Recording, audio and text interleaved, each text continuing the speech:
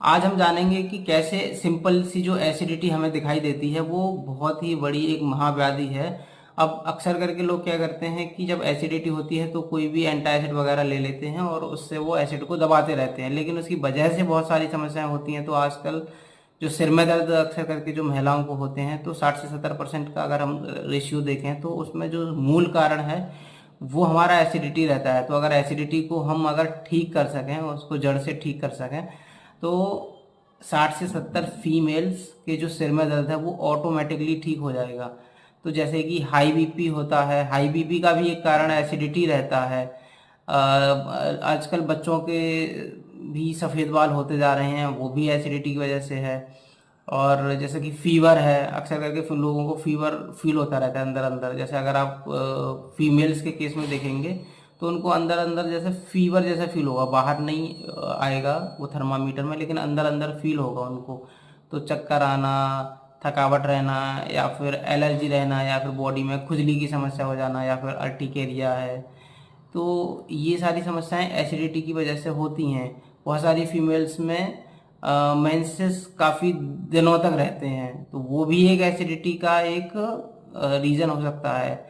आजकल गुस्सा और एंजाइटी बढ़ती जा रही है, हाइपर एक्टिविटी बढ़ रही है, यानी कि किसी में भी पेशेंस पेशेंस नहीं है, तो वो भी एक एसिडिटी की वजह से है। इवन अगर मेल्स के बारे में बात करी जाए तो जो इनफर्टिलिटी है, इनफर्टिलिटी का भी एक कारण एसिडिटी हो सकता है। तो जो हम सीमेन एनालिसिस कराते हैं तो उसमें जो पीएच रहता है वो एसिडिक आता है, बहुत बहुत बार आता है। तो ये जो एसिडिक पीएच होता है वो कहीं ना कहीं जो हमारे जो सीमेन की जो क्वालिटी है, जो कि अल्कलाइन होना चाहिए, वो एसिडिक बना के वहाँ पे जो स्पर्म होते हैं वो वहाँ पे उसको डेड कर देता है, या फिर उसको एक्टिव नहीं रहने देता है। और उसकी मॉर्फो कई बार अगर बहुत ही ज़्यादा केस खराब हो तो उसकी जो मॉर्फोलॉजिकल चेंज है, यानी कि जो सीमेन का जो साइज, शेप वगैरह है, उसको भी वो खराब कर सकता है। और अक्सर करके जो बाल गिरते हैं, या फिर बाल सफ़ेद हो रहे हैं, या फिर जो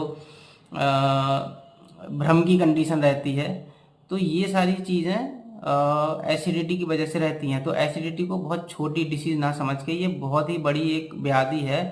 ये सब सारी चीज़ें दिखाई तब देती हैं जब ये बहुत ही ज़्यादा क्रॉनिक होती है। शुरुआत में आपको नहीं दिखाई देगी, लेकिन धीरे धीरे धीरे करके ये आपको दिखाई देगी। तो बहुत सारी, अगर आपको लगता है कि भाई एक चीज़ ठीक करो दूसरी होती है, दूसरी चीज़ ठीक करो तीसरी होती है, तो एसिडिटी की चिकित्सा करानी चाहिए। उसमें विशेषकर पंचकर्म की फिर हमें हेल्प लेनी पड़ती है। तो आप अपने किसी भी जो पंचकर्म विशेषज्ञ हों, जो आयुर्वेद प्रैक्टिस करते हों, उनसे आपको मिलना चाहिए। तो उसका समूल रूप से नाश हो जाता है। लेकिन ऐसे केस में आप एंटासिड ना लेंगे, क्योंकि फिर वो और भी और समस्याओं को बढ़ाएगा। तो जो अल्सर बनते हैं पेट में जाके, या फिर आईबीएस भी बहुत बार, जो मतलब खाने के तुरंत बाद जो मोशन फील होता है, वो भी एसिडिटी की वजह से हो सकता है लॉन्ग रन में। अगर वो स्ट्रेस भी साथ में हो तो ये बहुत ही एक बड़ी व्याधि है, इसको हल्के में नहीं लेना चाहिए आपको। Thank you.